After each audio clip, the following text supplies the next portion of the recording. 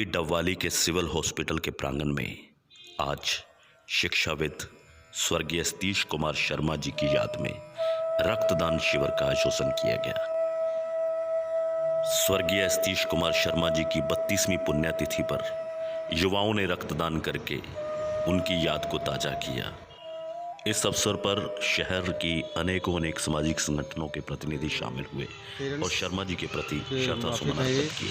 हमारे पेरेंट्स ही हैं, इनकी याद में 32वां इनकी पुण्यतिथि पर रक्तदान शिविर का केंद्र लगाया गया है। यहाँ पर मेनकर ग्रामीण जो क्षेत्र है, यहाँ पर युवाओं का यहाँ पर बहुत ही बड़ा योगदान उनको सृजित करने का काम किया गया है। यहाँ पर समय समय पर युवाओं को रक्तदान लगाकर उनको ब्लड डोनेशन के बारे में बताया जाता है और युवाओं का यहाँ पर बहुत ही बड़ा योगदान है। ग्रामीण क्षेत्रों में जो पौधा श्री सतीश कुमार शर्मा जी ने लगाया था, उनको हमारे पिताजी श्री सत्यप्रकाश यादव जी ने और उनके सतीश कुमार शर्मा जी के जो लड़के हैं, हम तीनों मिलकर उनको आगे बढ़ाने का कार्य कर रहे हैं। नमस्कार। आज हम स्वर्गीय सतीश शर्मा जी की 32वीं पुण्यतिथि के उपलक्ष्य में लगे रक्तदान शिविर में सब शामिल हुए हैं। हम सतीश शर्मा जी को अपने श्रद्धा सुमन अर्पित करते हैं। डबवाली के इतिहास में उनका एक बहुत बड़ा योगदान है। आज डबवाली शिक्षा के जो भी आयाम छू रही है, उसमें एक उन्होंने जो भी प्राइवेट स्कूल की एक नई दिशा दी। मैडम निर्मल शर्मा और स्वर्गीय सतीश शर्मा जी दोनों ने मिलकर करके जो यहाँ पर आज जिन एक्टिविटीज़ की बात होती है, तब वो लेकर करके आए थे और उन्होंने डबवाली में बच्चों के लिए इंग्लिश मीडियम, डे बोर्डिंग और रेजिडेंशियल स्कूल 3 तरह के एक साथ एक छत के नीचे प्रोजेक्ट ला करके जो है डबवाली में नए शिक्षा के आयाम स्थापित किए थे। हम सब भी तब बच्चे थे, उनकी प्रेरणा से इस क्षेत्र में आ सके और आज शिक्षा में काम करते हुए हर पल उनकी दी हुई शिक्षाएं हमें याद आती हैं। और हम ईश्वर से प्रार्थना करते हैं कि ऐसे महानुभाव, ऐसी शख्सियतें बार बार जन्म लेकर करके हमारी इस डबवाली जैसी पुण्य धरती को उद्गात करते रहें, इसे सुशोभित करते रहें। धन्यवाद। आज मैं एक रक्तदान शिविर पर पहुंचा हूं और ये शिक्षाविद श्री सतीश कुमार जी शर्मा, उनकी स्मृति में 32वां ये रक्तदान शिविर लगाया जा रहा है और मैं देख रहा हूं कि यहाँ नौजवानों में बड़ा उत्साह है। इस कोरोना काल में भी, इस महामारी के पीरियड में भी जो ये हालात हैं, उस हालात में ये नौजवान जो लड़के हैं ब्लड दे रहे हैं, अपना रक्तदान कर रहे हैं, तो इससे बड़ा कोई और दान नहीं हो सकता। ज़रूरतमंदों के लिए ये बहुत बड़ा दान है। जहाँ तक बात है सतीश कुमार जी की, उनकी आज पुण्यतिथि है।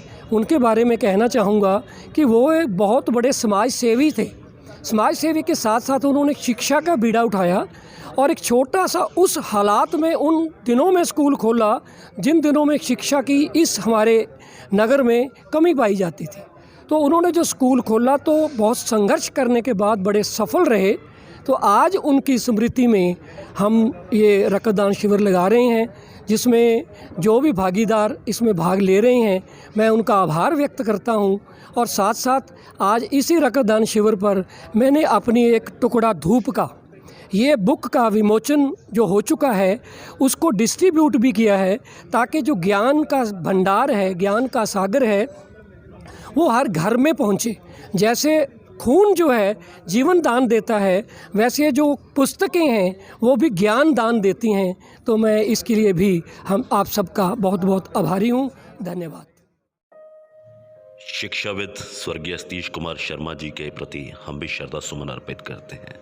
आइए विशेष बातचीत में जानते हैं कि कब ये स्कूल खोला गया, क्या स्कूल के प्रति उनका दृष्टिकोण था। एक विशेष बातचीत, टू द पॉइंट, जिंदगी जिंदाबाद। 14 अप्रैल 1983 को जी इस विद्यालय की नींव डबवाली कस्बे के गुरु नानक नगरी में जी रखी गई और एक ऐसी शख्सियत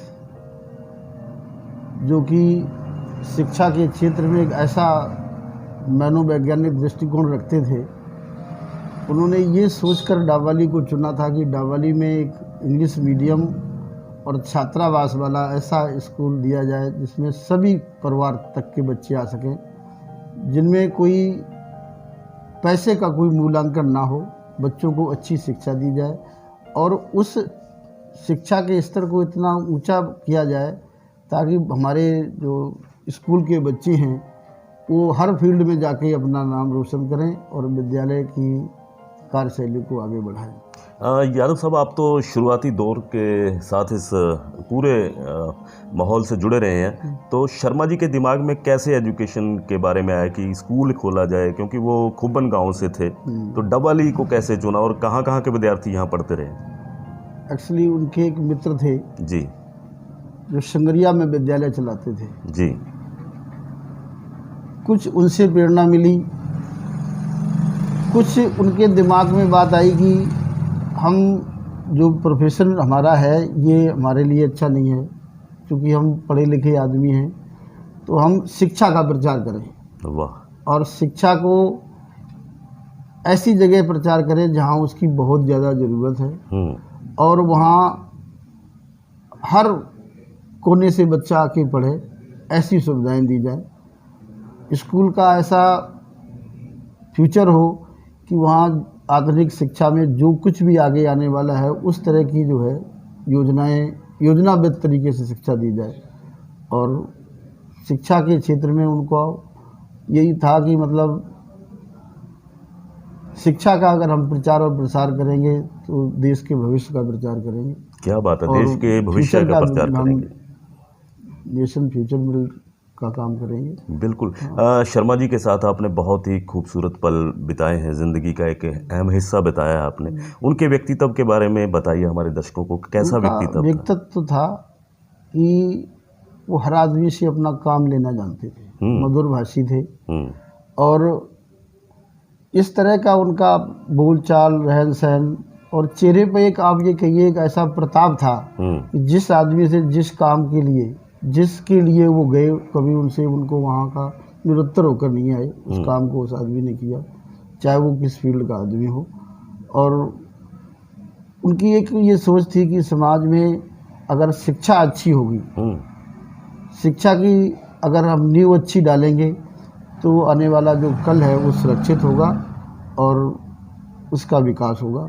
जब शिक्षा का विकास होगा तो देश का विकास होगा और हम उसमें जितना अपना योगदान दे सकें वो अच्छा है।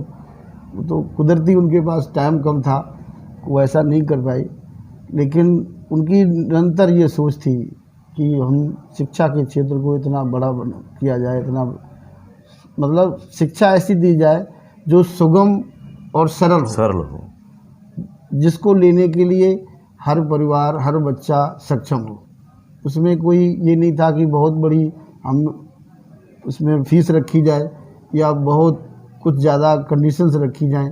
उनका ये था कि बच्चा चाहे अमीर है चाहे गरीब है, उसको अच्छी शिक्षा मिलनी चाहिए और अच्छा उसका जो है भविष्य का निर्माण होना चाहिए। अच्छा भविष्य का निर्माण होना चाहिए, इसीलिए विद्यालय के बाहर लिखा होता है शिक्षार्थ आइए और सेवार्थ जाइए। इस बात को वो पूरा करना चाहते थे, लेकिन ज़िंदगी के अंदर कुछ हादसे ऐसे हो जाते हैं कि उन्हें वक्त से पहले हम सबको अलविदा कहना पड़ा। और कितनी कमी महसूस करते हैं शर्मा जी की आप, और क्या सोचते हैं कि उनके सपनों के बारे में? साथ जी, आज हम अकेले नहीं, विद्यालय परिवार से जुड़ा हर व्यक्ति जी, और मैं ये कहूँगा डावाली जी, उनकी कमी को ये महसूस करता है कि एक ऐसा शिक्षक और ऐसा शिक्षा का शिक्षार्थी जी, हमने बहुत थोड़े समय में एक ऐसा व्यक्तित्व खो दिया है जिससे शिक्षा चाहे भटकी या नहीं भटकी, बट स्कूल के साथ एक बहुत बड़ा घटनाक्रम हुआ और उसको पूरा करने के लिए डावाली के लोगों का बहुत बड़ा सहयोग रहा। डावाली का हर जनमानस ने विद्यालय को अपना समझा और विद्यालय परिवार से जुड़ा। कई ऐसे लोग हैं डावाली के जिनका हमारे शुरू से लेके आज तक जुड़ाव रहा है, जैसे कि बाबू दीपक कौशल जी हैं जी, वो शर्मा जी के साथ से जुड़े हुए, इस विद्यालय के साथ जुड़े थे।